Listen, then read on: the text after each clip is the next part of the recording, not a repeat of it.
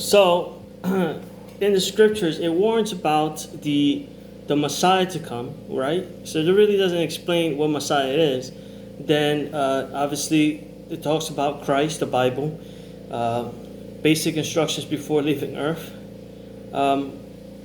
It also talks about the Quran. The Quran has an enemy, it's the Dajjal. The Bible has an enemy, it's the Antichrist. The Torah has an enemy, and it's the Messiah.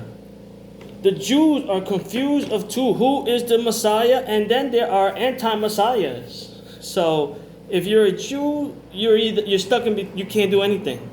They position the Jews to be a desolate believer movement, because when Christ came, many of them didn't follow in the way of Christ. But though Christ taught the Torah, yes. So Christ taught the Torah. So if you are a Christian and you don't teach the Torah, then you are of the Antichrist. That's my assessment. Now, you can disagree with it, and it's fine.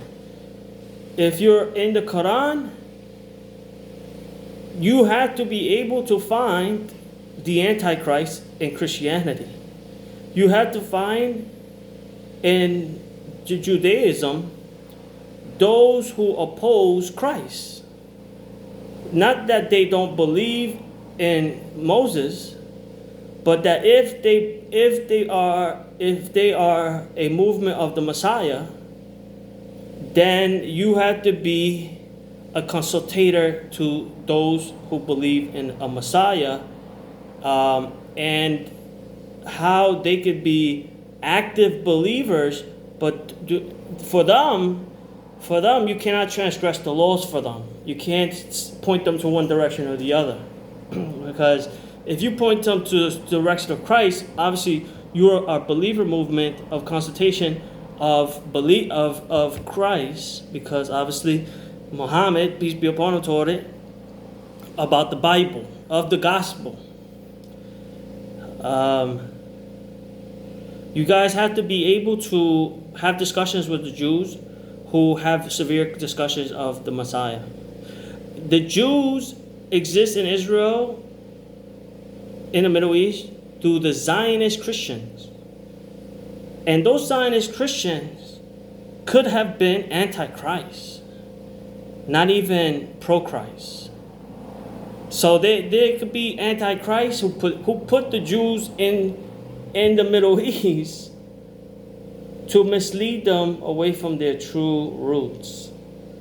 So the Jews walk in a fine balance, but then they put them in a situation to be desolate if they don't accept Christ.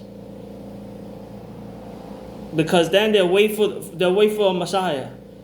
And and some of them are basically desolate because they can't pick either side, because the Torah, they stick to the Torah. And they know about Christ, but they don't accept Christ. Then if they don't accept Christ as the Torah, remember, Islam has to accept Judaism, has to accept Christianity, and so the Muslims have to make strict assessments, because there could be a Muslim that's a Dajjal, or part of the Dajjal movement. And if they're unable to make the assessments in the three quarters of Islam, Christianity, and Judaism, then they are a dissembly. So it's not that easy. There are Jews who are for Christ. They don't say it publicly, but they accept that that they were disciples, and the Jews fought a lot of wars after Christ died against the Tetrarch Herod. He wasn't just a king; he was a tetrarch. So he was more than one province, a ruler of Judea, Galilee. So take that into mind.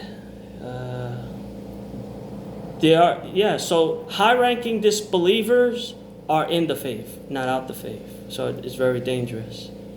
How you get in the faith, the believers they get psychologically attacked through the sciences, mind manipulation, persuasion, brainwashing, wow, mind control, telepathy, psychic attacks, you name it. The sciences are there.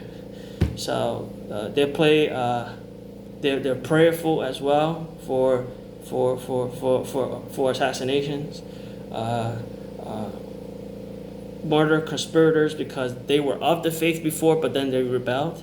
So then there are those who are of the faith but rebelled against the scriptures, and they were high rank Antichrist, Dajjal, and so forth, but that they were pushed out the faith and remained Antichrist, Dajjal, etc. But they are not of the faith. So it's multiple layers there of deciphering how the structure is, but that's how it is. Take care, be careful.